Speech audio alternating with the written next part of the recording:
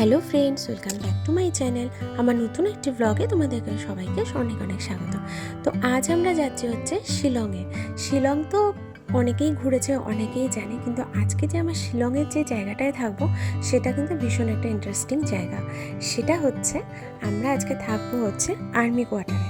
তো এখানে আমরা যেখানে থাকি গুয়াহাটিতে আমার এক ভাই আছে শুভজিৎ। ও আর্মির সমস্ত কিছু ইভেন্ট করে, সেই জন্য ওর সাথে কিন্তু আর্মিদের ভীষণ ভালো সম্পর্ক।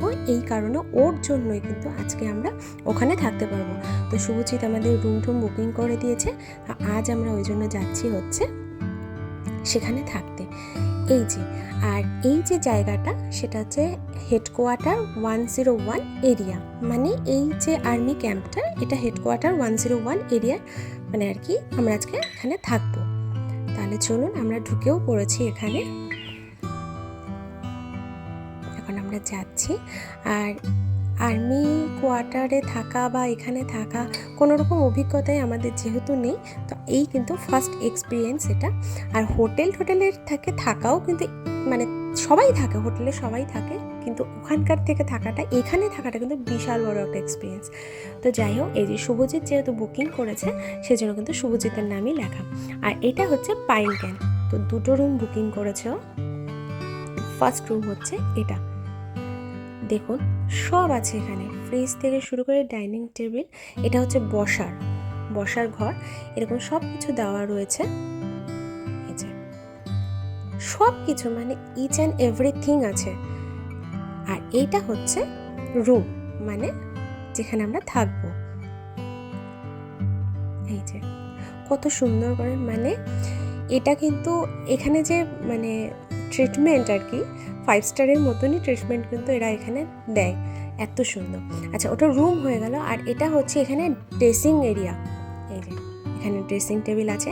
আর ড্রেসিং টেবিল শুধু নেই, ড্রেসিং টেবিলের সামনে মোটামুটি যা যা দরকার হয় সব কিছু কিন্তু এখানে রাখা আছে। কেউ যদি কিছু না নিয়েও আসে তাহলেও হয়ে যাবে। আর এটা হচ্ছে আরেকটা রুম।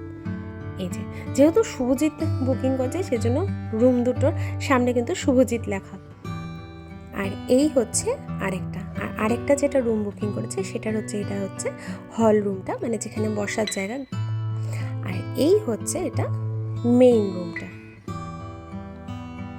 এই যে সব কিছু ইচ অ্যান্ড এভরিথিং, কেউ কিচ্ছু না নিয়ে আসলে, আমার তো এরকম এক্সপিরিয়েন্স ছিল না, তো আমি সব কিছুই নিয়ে এসেছি।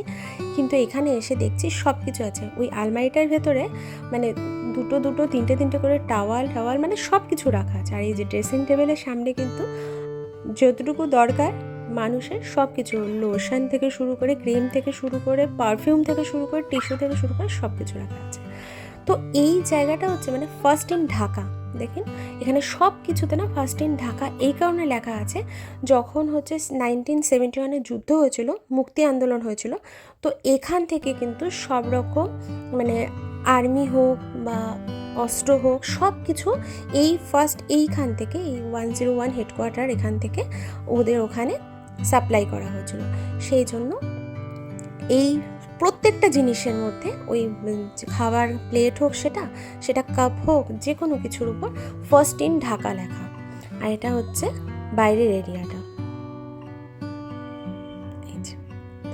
আর এই হচ্ছে এখন, এই যে দেখুন ফার্স্ট ইন ঢাকা সব কিছুতে, যখন 1971 যুদ্ধ হয়, তো এখান থেকে সব কিছু ওই ঢাকাতে সাপ্লাই করা হয়েছিল ইন্ডিয়ার থেকে আর কি।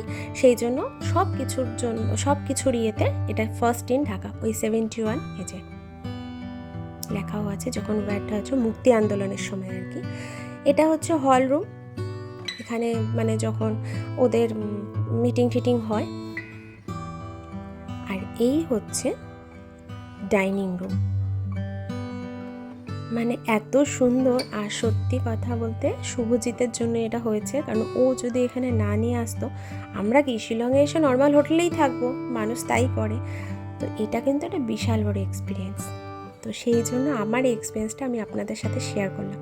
দেখুন সব কিছু, একদিকে বুফে সিস্টেম, ওদের যখন মিটিং হয় বা হয়, তো বুফে সিস্টেমে এইভাবে হয়। আর ডাইনিং রুমটা তো দেখালামই কত বড়। আর এটা হচ্ছে বার সেন্টার। এই যে এটা হচ্ছে বার সেন্টার।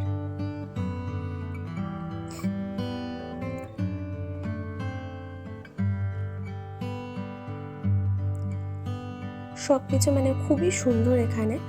আর এখানে যে এখন যিনি আছেন মানে লেফটেন্যান্ট জেনারেল, তার নাম হচ্ছে সঞ্জয় মালিক।